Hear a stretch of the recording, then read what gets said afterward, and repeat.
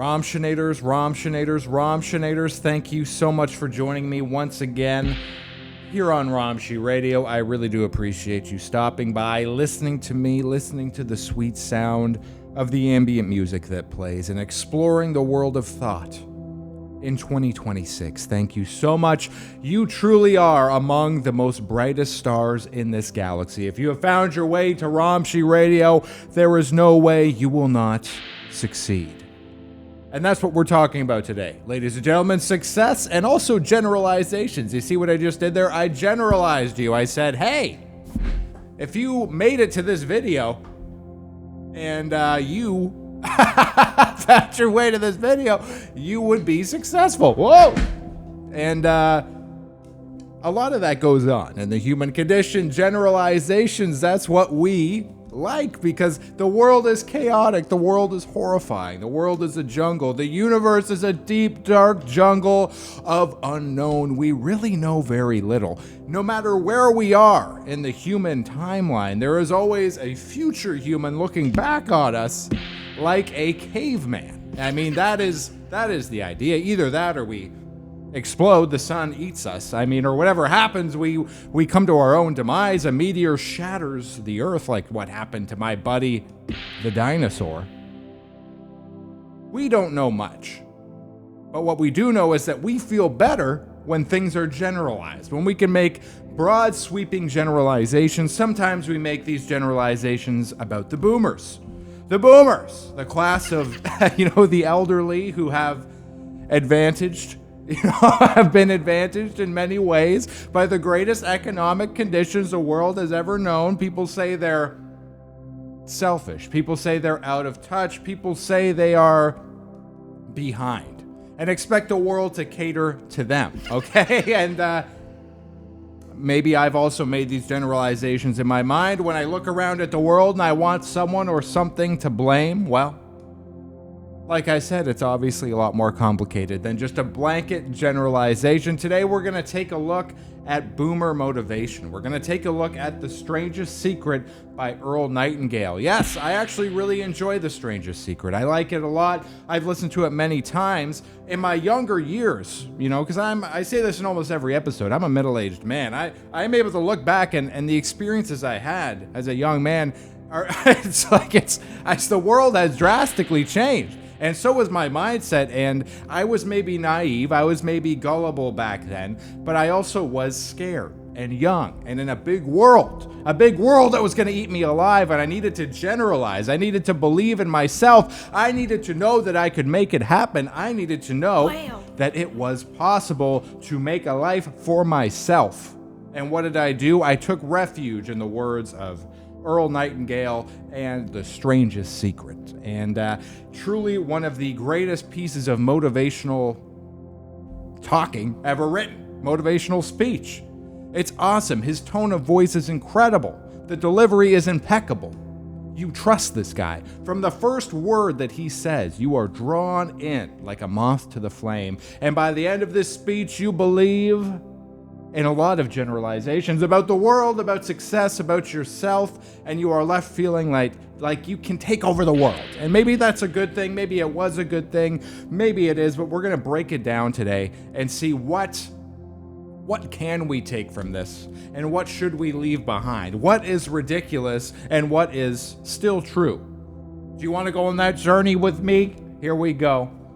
I'd like to tell you about the strangest secret in the world. Not long ago, Albert Schweitzer, the great doctor and Nobel Prize winner, was being interviewed in London, and a reporter asked him, "Doctor, what's wrong with men today?" Well, the great doctor was silent a moment, and then he said, here comes the first sweeping generalization. Get ready! Get ready. I want you to understand, this is the first of many sweeping generalizations, and this is going to position you as the person who's going to succeed. It says, men simply don't think. Yes, okay, so, broad generalization. Now you're thinking to yourself, well, I was thinking this morning. I've been thinking my whole life. I think maybe, if the other guys aren't thinking, maybe I'm in a good position to be successful, to learn the strangest secret. Generalization 1. Obviously, everybody thinks. to varying degrees. But when we live in a world with so many billions of people, and the thing is, when this was made, the world population was not 8 billion either. And that's another crazy thing that we're contending with, is that the sheer population of the Earth has expanded so much that we truly live in a different world than back in this day here. And I'd like to also make a preface. Earl Nightingale would not technically be a boomer. He would be part of the greatest generation, I believe. The silent generation. How do you get your generation to have the name the greatest generation? That's what I want to know. Millennials, we have, people think about, it's not even true. This is the thing. I have recently seen a piece of film in which they tried to recreate the high school years that I grew up in, and I was thinking, they are not lionizing us at all. Think about Dazed and Confused. All these guys, they're all badass, walking around, they're smoking joints, they look so cool, they're driving muscle cars. You look at the one from my generation, and it's just some lady with a crazy emo haircut and Uggs on, and they have flip phones, and that's the whole thing. I want my generation lionized. I want us to look badass as fuck. I want Jake Gyllenhaal playing a teenager with an emo haircut and a tight-ass pink shirt that says brand new.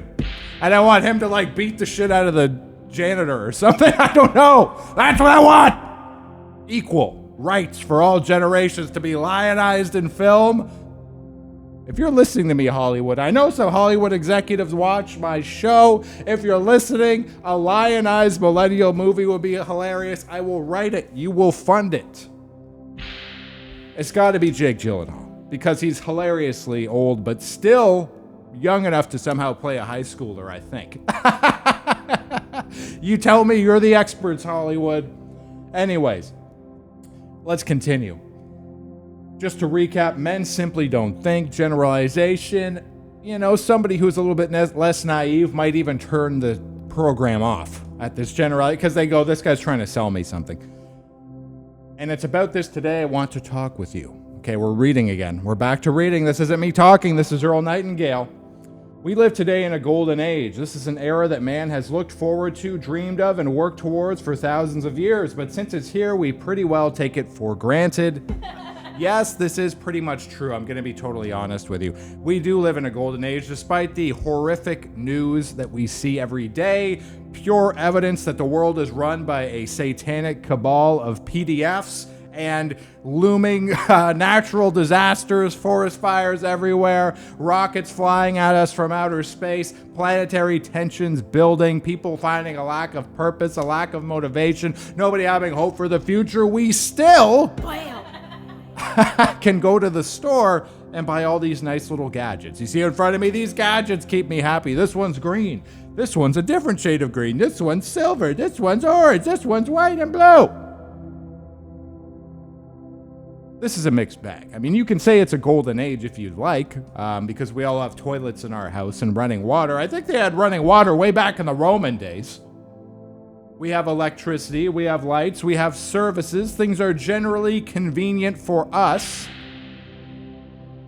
And this was written long before the internet, and we're going to find that out real soon when we keep on reading. But I do think it's good to note that we do actually still live in a golden age. The fact is, we have the internet. We have access to tons of information for now. For now, we still have access to tons of information online. We can learn almost anything. If we live in a major city, we are probably in walking distance for an expert of anything in the world. Anything we can imagine is right outside our doorstep. For those of you who live outside of a city, you just have to drive. You can find almost anything. You can message almost anybody.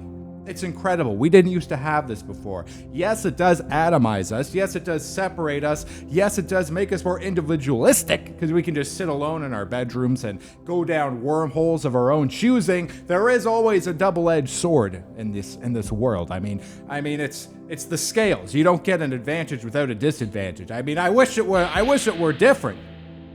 But that's what Ralph Waldo Emerson was saying when he wrote that compensation essay. There's always something. Something's got to give. For you to get something, you got to give something. And it's not always effort. Am I right? Let's keep going, because I feel like I keep getting off track here. We in America are particularly fortunate to live in the richest land that ever existed on the face of the earth. Why is that? Why is it so rich? a land of abundant opportunity for everyone. Kind of. So we're gonna go. Let's just keep reading. I was gonna go into this now. Let's keep reading. A massive generalization is about to happen, and it's the main generalization we're probably gonna talk about. I mean, this is the hugest generalization, and it's part of the core myth of Western society, in my opinion. This, what we're about to read, is essentially the core myth, in my opinion. And a lot of us don't believe this now. I'm not saying that. I'm not gonna pretend like I'm groundbreaking some information to you right now, because I'm really not. But this sort of thinking has been baked into our society, into our system, and especially in the case of stuff like The Strangest Secret, into the older folks, the boomers, who are in the positions of power, holding on for dear life, falling asleep in the Senate, being paid hundreds of thousands of dollars to take naps and be caught on hot mics saying all sorts of crazy stuff. And this concept is baked into the system that we live in. Let's take 100 men who start even at the age of 25. Do you have any idea what will happen to those men by the time they're 65? These 100 men who all start even at the age of 25 believe they're going to be successful. If you asked any of these men if he wanted to be a success, he'd tell you that he did. And you'd notice that he was eager toward life, that there was a certain sparkle in his eye, an erectness to his carriage. An erectness? Calm down. Low-hanging fruit, I'm sorry. And life seemed like a pretty interesting adventure to him. But by the time they're 65, 1 will be rich, 4 will be financially independent, 5 will still be working, and 54 will be broke. Now think a moment. Out of the 100, only 5 make the grade. I appreciate this image he's drawing. I get it. He's saying that you can make choices that will better yourself down the road. I understand. that is true. But nowhere on earth could you find 100 men who start even at anything. Let alone use this ridiculous example to paint a picture for how someone's life is going to go. But if we make this generalization, even somebody in a poor, disadvantaged situation will read this and think, hey, we're all starting even. I just need to pull myself up by my bootstraps. But truly, there is no even anywhere. I've never seen an even thing. Even if you look at nature, nothing's even. That shit's sloping everywhere. There's nothing even. Nobody's starting from a level playing field. I mean, it's absurd. It's you can't even fathom the truth of the situation. That's how complex it is. That's how uneven it is.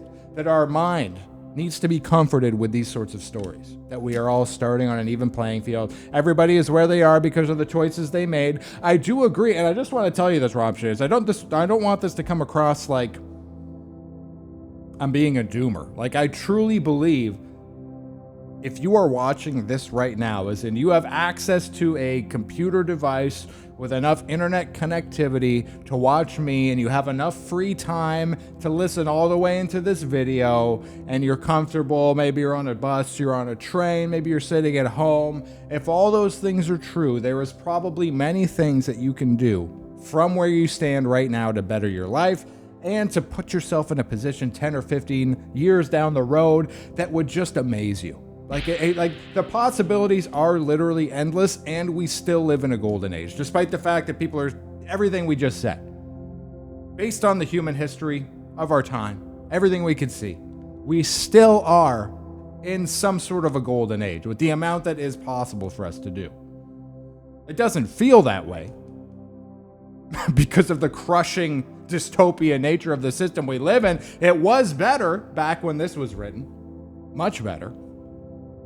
But we do have an awful lot of resources and an awful lot of information, and there's just so many avenues that we can choose to go down. And things are changing. Things used to be so much more strict. Have you ever watched a video from back in the 1960s? The early, I don't mean a hippie video. I mean maybe let's go back to the 50s. Go and watch a video of somebody interviewing high schoolers in the 50s and see how closed off their minds are. See how boxed in they are. Think about now, the level of knowledge, the level of possibilities, the level of things that we're aware of is just incredible. in comparison. Anyways. And this is another part here. Life seemed like a pretty interesting adventure to him at 25. I don't know. By the time I was 25, I was like a homeless alcoholic guy. I hated my life. I was ready to quit.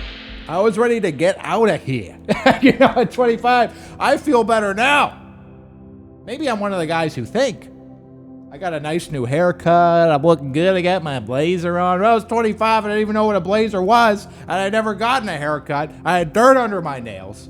Defeated, destroyed, obsessively worrying, obsessively wondering. I still do all that, but the fact is my haircut is great.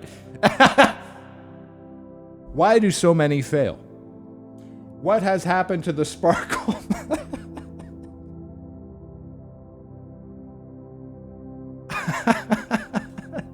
Drop a comment. Tell me your real opinion on my haircut.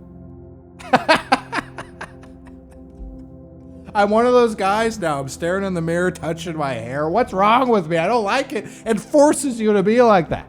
It forces you to be one of those guys. I'm always staring at it. I'm always looking at it. I'm wondering if it's falling out of place. I'm not getting into this. I'm a mess. What has happened to the sparkles that was there when they were 25? They're assuming you had a sparkle at 25. What's become of the dreams, the hopes, the plans? And why is there such a large disparity between what these men intended to do and what they actually accomplished? It's life. It's life, and you're allowed to change what you want. You're allowed to change. And you don't have to feel like if you have a normal life and a normal job, that's bad. And that's wrong. And we're going to find out later in this video how much easier it really was, or how much easier it seemed back then because of the way they talk about it. Look at my squinty eyes. Imagine if I did a video without sunglasses, it'd be terrible. I couldn't do it. I know you think I'm just trying to be cool. I think I'm trying to be Mr. Suave, but the truth is, if a man, hold on. We are approaching something that is cool, by the way. So everybody strap in. Everybody strap in. We're approaching something that is cool. We're going to flip the script for a second here. We're going to flip the script and we're going to approach something that is cool. When we say about 5% achieve success, we have to define success. And here's the definition, the best definition I've ever been able to find. This is how well I know the strangest secret is they've left out a word here. As it's written, it says, and here's the definition I've ever been able to find. What he actually says is, here's the best definition I've ever been able to find. Here we go. Come in close. I want you to come in close. Success is the progressive realization of a worthy ideal. Success is the progressive realization of a worthy ideal. I think that's a beautiful definition of success, and that definition actually does away with a lot of the stuff that we talked about already. All the generalizations, all the fake stories about everybody starting even, that's actually all kind of wiped away by how good this definition of success is. Success is the progressive realization of a worthy ideal. So here we've passed through some ridiculous statements. We've gotten to kind of what I think is a nugget of gold. Success is the progressive realization of a worthy ideal. Wherever you are, if you are progressively realizing a goal you have that is worthy, that is going to make you better, that is going to make you fulfilled, that is going to make the people around you fulfilled, that makes you proud, that makes you happy, you're a success. And this kind of lends itself to stoicism a little bit, because a lot of people would say, oh, I'm not successful, I don't have all this money, I don't have this car, I wasn't born into the right family. This definition of success boils down to what you can control. And what you can control is if you progressively realize a worthy ideal. So I think this is great. And I think that sentence alone is worth kind of the bullshit sandwich that we're wrapped up in. If a man is working towards a predetermined goal and knows where he's going, that man is a success. If he's not doing that, he's a failure. Success is the progressive realization of a worthy ideal. We are going to skip ahead a little bit, back to some more absolute malarkey. Chicanery, if you will. Was there a key that would guarantee a person's becoming successful if he only knew about it and knew how to use it? Well, there is such a key. No way! I guess I should buy your tape. And I found it. Have you ever wondered why so many men work so hard and so honestly without ever achieving anything in particular? Yes, because they're being exploited! Because they're being exploited, Earl Nightingale. You're so close. Because they live in a system of exploitation. That's the strangest secret, I think. I think that's a way stranger secret. That it's just a cruelty-based, exploitation-based system. But, I mean, it was from the people at this time listening to this when it came out, it did not feel that way. And dare I say, they probably got paid quite well. I mean, back when this was released, the milkman, there was a milkman, first of all, and he owned a giant house with like 5 cars. And all the milk he could handle. Oh, and here's another part here. So, honestly, without ever achieving anything, and others don't seem to work hard and yet seem to get everything. Sorry, let's go this way. And others don't seem to work hard and yet seem to get everything. They have a magic touch. Yes, Earl, they're rich. It's generational wealth, Earl. It's generational wealth. It's because they don't have to work a normal job. They can take risk after risk after risk, and they don't have to worry. It's fine. You've heard them say that about someone. Everything he touches turns to gold. Everything he touches turns to money because he's got money to throw around because he has generational wealth. That's fine. You know, I don't want to seem like a total hater. I hope I've been balanced in talking to you about this because I do think The Strangest Secret does have some great stuff, but you can't expect me to take this totally serious. Like, come on, man. Well, it's because of goals. Oh, that's all it is. You just need to set goals. Okay, that's great. Some of us have them, some don't. Guess which camp I'm in.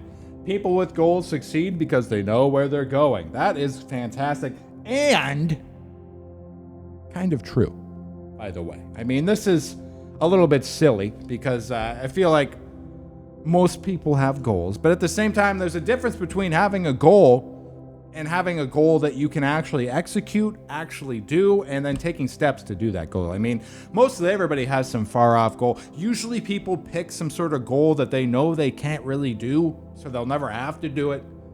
And then they just kind of work their lives away and whatever. But they have some goal. They're like, okay, you'll be living in like the inner city downtown, and you'll be like, one day I want to own a petting zoo. It'll be like, brother, you have never even seen an animal in your life. You know, it's something like that. And it's like, I mean, they could take the steps to make that happen. I'm not saying, but I feel like a lot of people, they pick some sort of goal that subconsciously they know they're not going to do. And they're like, I was going to do that. But, you know, the petting zoo, the certification's $300. And I would have to take a couple days off work. And there's no way I could afford a piece of land out there. And the sheep alone. Have you seen the prices on the sheep these days? And blah, blah, blah. I think it's almost harder to pick a goal than it is to go after a goal. It's harder to decide what you want, have it be something that you could actually get, and know how to get there. I mean, that's the oversimplification here, saying like, all you need to do is have a goal. Please buy my tape and leave me alone. I've given you the secret. Absurdity. It's harder. What did I say? I said this in the last video, but it got cut out, and I thought it was a quotable moment. I thought I was pretty clever. What is it? It's harder to find out whatever. Either way, it's hard to come up with a goal. I'm not going to sit here and try and quote myself like brainyquote.com. If it was so good, it would have made it into the video. Now think of a ship leaving a harbor. Imagine it in your mind, a ship sailing on the ocean. with a complete voyage mapped out and planned. The captain and crew know exactly where they're going and how long it will take. It has a definite goal. 99 million times out of 10 million, it will get to where it's going. Kind of? I mean, that's still like a wild generalization. That's the thing. It's just, all of these things don't take into account life, but they sound really good when you say it, and they are kind of spiritually, conceptually true. What you could say, a quote that is a little bit smarter, is from Seneca, I believe, said this. Seneca, the Stoic philosopher, he said, no wind is favorable to a ship without a destination, basically, is what he's saying. Something like that. Essentially, this guy's just ganking Seneca. The American economy today can be likened to a convoy in time of war. The entire economy is slowed down to protect its weakest link. Assholes. Assholes. Social services are good, Earl Nightingale. We need to protect the vulnerable among us, Earl Nightingale. We need affordable housing, Earl Nightingale. Because life isn't so easy as you make it seem, Earl Nightingale. There is no 100 men starting at the same starting line. That doesn't exist. That's a fairy tale you made up. Sorry. It might have seemed that way back then, but even back then, with the limited resources you had, if you just sat on your doorstep and stared out into the street and had a moment of reflection, you would realize what you're saying is complete bullshit. There is no 100 men starting at the same point. And then we go back to the beginning. Men today just don't think. I think it's you who have not thought. Romshinators, this video has been going on for a while, and we haven't even really cracked into it. So I think I'm going to wrap it up. I can see here, this is going to be a long one, and I don't get the type of views that really warrant long videos. So I don't know. Let's see what happens. Thanks for joining me. Please comment down below what you think the strangest secret is, and I'll try to come up with something witty to say. Thank you very much. I appreciate it. See you in the next one.